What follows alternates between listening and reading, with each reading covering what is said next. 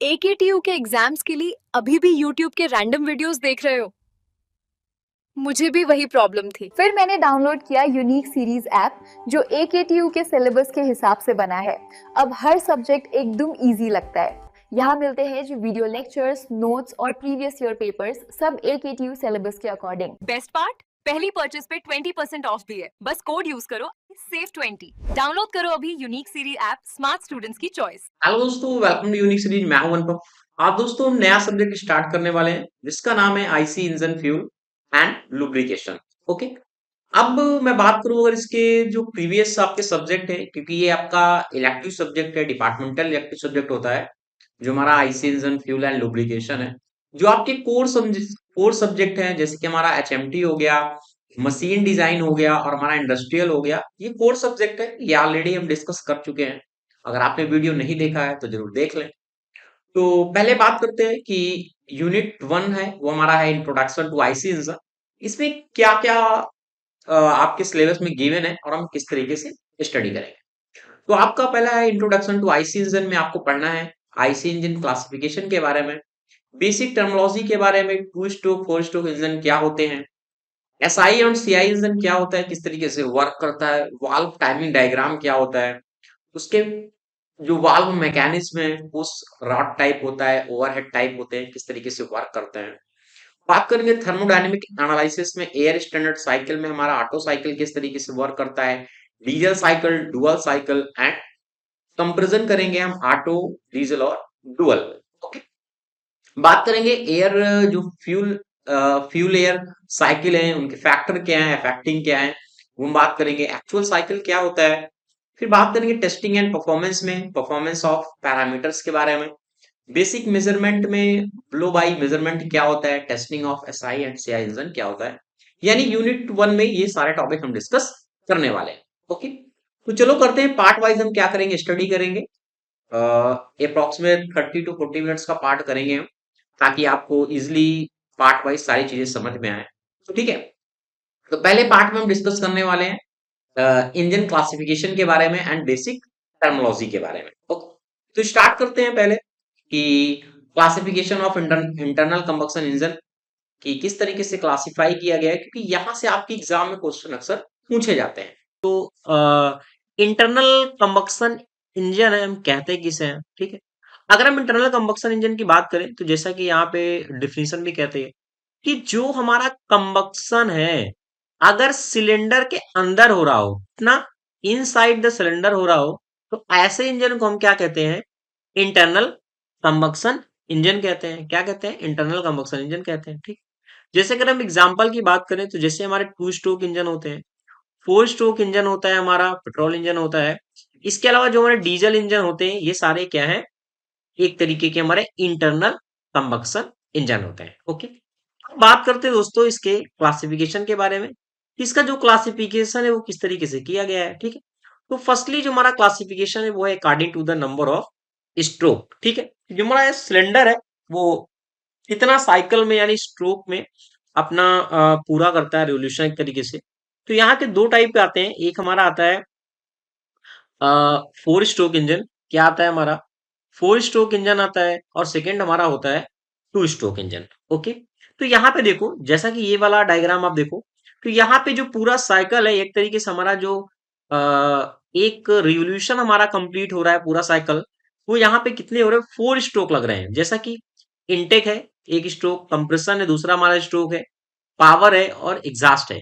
तो कितने स्ट्रोक हो गए यहाँ पे दोस्तों, फोर स्ट्रोक हो गए। और सेकंड फिगर में हम क्या देख रहे हैं, यहाँ पे एक हमारा कंप्रेशन स्ट्रोक है और सेकंड हमारा क्या है, पावर स्ट्रोक है।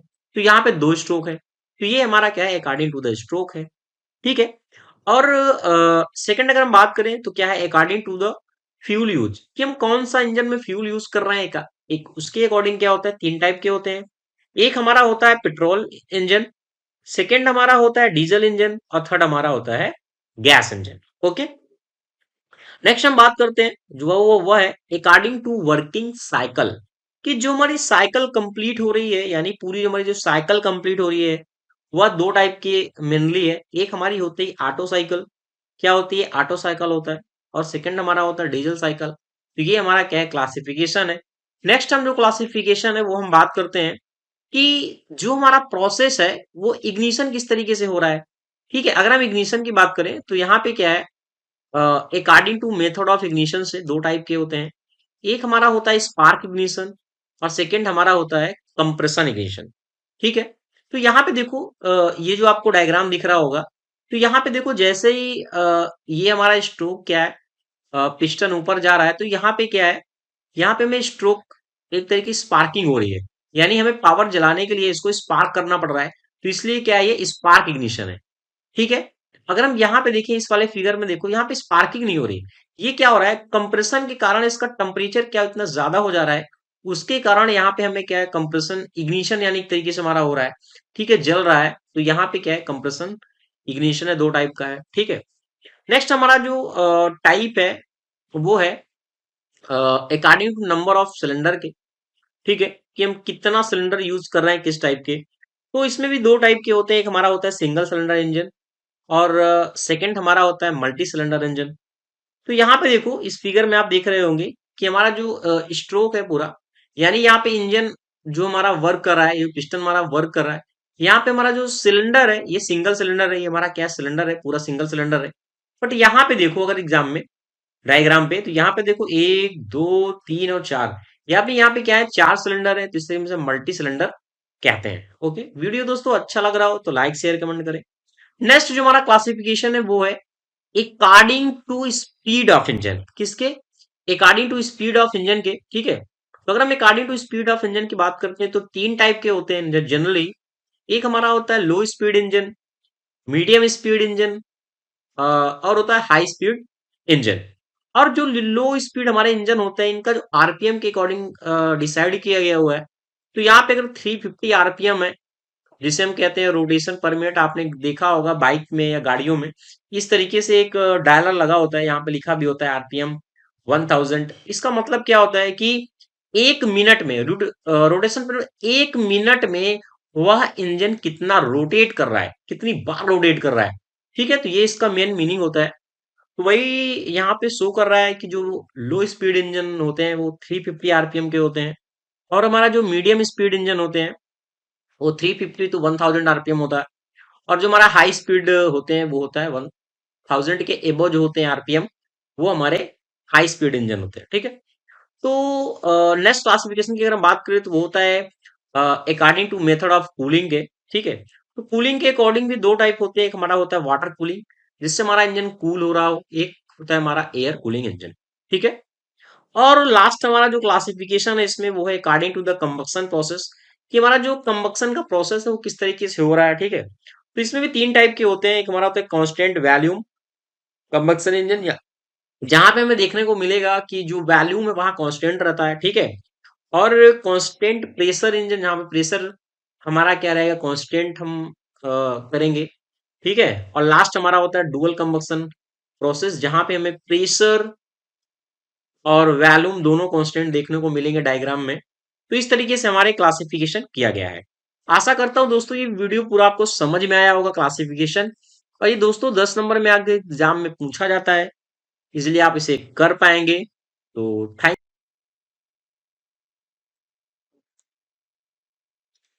नेक्स्ट हम बात करते हैं terminology used in IC engine के बारे में। ये हमारा क्या है, आईसी इंजन इंजन का एक पार्ट है, जो क्या है कुछ टर्म हमें याद करने हैं, क्योंकि जब हम पढ़ेंगे तो आपको ये चीज पता होना चाहिए। ठीक है, अब क्या होता है देखो, यहाँ पे क्या होता है, ये हमारी क्या सक्शन वाल्व होती है, यहाँ पे सक्शन वाल्व होती है।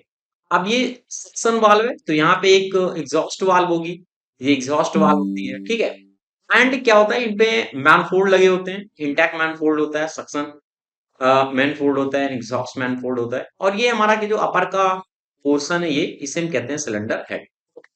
तो यहाँ पहला जो टर्म है वो है सिलेंडर कोर। क्या होता है सिलेंडर कोर का मतलब क्या है, उससे डायमीटर से ये क्या होता है, ये हमारा जो पूरा पार्ट दिख रहा है ये, दिस इज द सिलेंडर। ये क्या है, सिलेंडर है, यहां से यहां तक का इसका डायमीटर होगा ये, this is the bore diameter. इसे हम क्या करते हैं, nominal inner diameter of a working cycle cylinder, this is called the cylinder bore. Okay, अब बात करते हैं हम पिस्टन एरिया की बात करते हैं। अब क्या है, अब ये जो सिलेंडर है इसके अंदर एक पिस्टन लगा हुआ, ये क्या करता है, जो मूव कर रहा है। यहाँ पे आप देख पा रहे होंगे इस फिगर पे, दिस इज द पिस्टन। तो area of a circle of a diameter equal to the cylinder core, this is called the piston area. अब आता है स्ट्रोक लेंथ। स्ट्रोक लेंथ क्या होती है? जो ये आपको दिख रहा है टॉप डेड सेंटर दिख रहा होगा, एक एक यहाँ पे दिख रहा होगा बॉटम डेड सेंटर, ठीक है। तो यहाँ पे जो हमारा पिस्टन है जो मूव कर रहा है अप और डाउन, यानी टॉप डेड सेंटर से बॉटम डेड सेंटर जो मूव करता है, जो टोटल लेंथ निकल के आती है उसे हम कहते हैं stroke length. Nominal distance through a working piston move between the two successive revolves of its direction of motion, this is called the stroke length। Okay, next बात करते हैं, डेड सेंटर के बारे में। डेड सेंटर में जैसे कि अभी मैंने बताया आपको, एक हमारा होता है टॉप डेड सेंटर होता है, एक हमारा क्या होता है बॉटम डेड सेंटर होता है। तो कहता है कि the piston of the working piston, the position of the working piston and moving part which are mechanically connected to at the moment when the direction of a piston motion is reversed at either end point of the stroke। ठीक है, तो यहाँ पे दो type के dead centre है। यही dead centre का मतलब होता है एंड पोजीशन, जहां पे हमारा पिस्टन क्या है लास्ट मूव करेगा, इनिशियल जहां तक आएगा, जहां तक का जो टोटल यानी मूवमेंट है वो हमारा डेड सेंटर होता है। तो यहाँ पे दो टाइप के डेड सेंटर है, एक तुम्हारा होता है बॉटम डेड सेंटर होता है, एक हमारा टॉप डेड सेंटर होता है। बॉटम डेड सेंटर क्या है? Dead centre when the position is nearest to the crank shaft, ये हमारा दिख रहा है, this is the crank shaft. ये जो नियरेस्ट क्रैंक शाफ्ट के रहेगा इसे हम कहेंगे bottom dead centre. Top dead centre का dead centre when the position is furthest from the crank shaft, ये जब अप पोजीशन पे जाता है तो यहाँ पे ये क्या होता है टॉप डेड सेंटर को टच करता है, तो इसे हम कहते हैं टॉप डेड सेंटर। ओके, फिर नेक्स्ट बात करते हैं डिस्प्लेसमेंट वैल्यूम या स्वेप्ट वैल्यूम क्या होता है। ठीक है, हम बात करते हैं स्वेप्ट वैल्यूम क्या होता है। Swept volume can be defined as a volume swept by the engine piston during the one stroke, this is called the displacement volume या स्वेप्ट वैल्यूम। इसको कैलकुलेट किस तरीके से करते हैं? Swept volume is also product of piston of area, यानी area कितना है और स्ट्रोक लेंथ कितना है, इससे हम क्या कर सकते हैं उसके स्वेप्ट वैल्यूम को कैलकुलेट कर सकते हैं। वैल्यूम का मतलब क्या होता है एरिया इंटू लेंथ, तो एरिया हो गया और ये इसका लेंथ हो गया तो वैल्यूम कैलकुलेट हो जाएगा। ठीक है, तो कहता है कि nominal volume generated by a working piston when the travelling from the one dead centre to the next one and given as, ठीक है, this is called the swept volume. Next होता है क्लियरेंस वैल्यूम। क्या होता है देखो, ये क्या है आपको स्ट्रोक वैल्यूम दिख रहा होगा, ठीक है, और ये क्या है सिलेंडर वैल्यूम है, और यहाँ पे जो टॉप डेड सेंटर में हमारा पोजीशन पिस्टन जाता है तो यहाँ पे कुछ स्पेस रह जाता है, ये आपको स्पेस दिख रहा होगा, ये वाला स्पेस, ये जो स्पेस रह जाता है इसे हम कहते हैं क्लियरेंस वैल्यूम। इसे क्या कहते हैं क्लियरेंस वैल्यूम कहते हैं। किस तरीके से समझ सकते हैं? Clearance volume can be defined as a value that remain in the cylinder when the engine piston in a top center position। ठीक है, समझ में आ गया clearance value। Clearance volume can also be defined as a difference between total cylinder volume and the swept volume।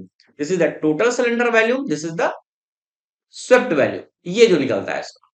ठीक है, तो वही कह रहा है कि the space covered by the clearance volume also from the combustion chamber, the nominal volume of the space on combustion side of the piston at the top dead center। ठीक है, तो ये क्या होता है क्लियरेंस वैल्यूम। नेक्स्ट बात करते हैं सिलेंडर वैल्यूम क्या होता है। तो क्या है जो वैल्यूम हमने अभी देखा, यहां पे देखो ये क्या है सिलेंडर वैल्यूम है टोटल, यानी जो एक तो क्लियरेंस वैल्यूम निकल रहा है इसका, ठीक है, और जो स्ट्रोक है पूरा वैल्यूम, अब दोनों को मिलाएंगे तभी तो टोटल वैल्यूम होगा। वही कह रहा है कि Vs प्लस Vc।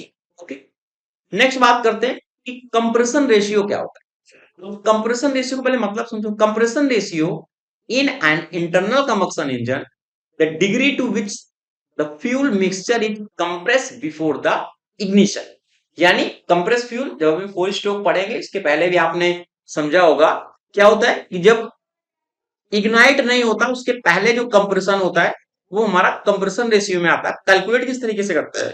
कहता है कि it is defined as a maximum value of the combustion chamber divide by the value with piston full compression ratio, यानी total value full compression V upon V E। यहाँ पे V का मतलब क्या है, VS प्लस VC। ओके, और यहाँ पे VC होगा, ये VC है।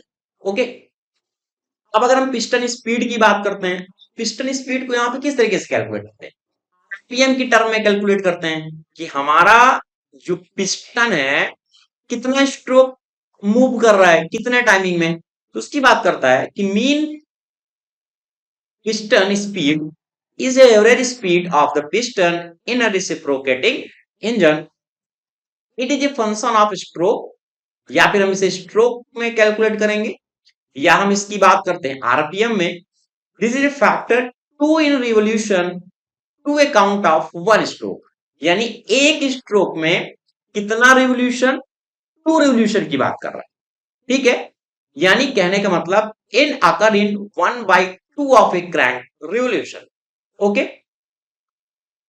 And 60 convert second from minute in RPM in turn, यानी अगर हम रिवोल्यूशन पर मिनट में देखें आरपीएम में, तो किस तरीके से समझ सकते हैं कि revolution per minute abbreviated RPM, RPM या आरईबी बाई मिनट, आर मिनट करके इस तरीके से हम लिखते हैं।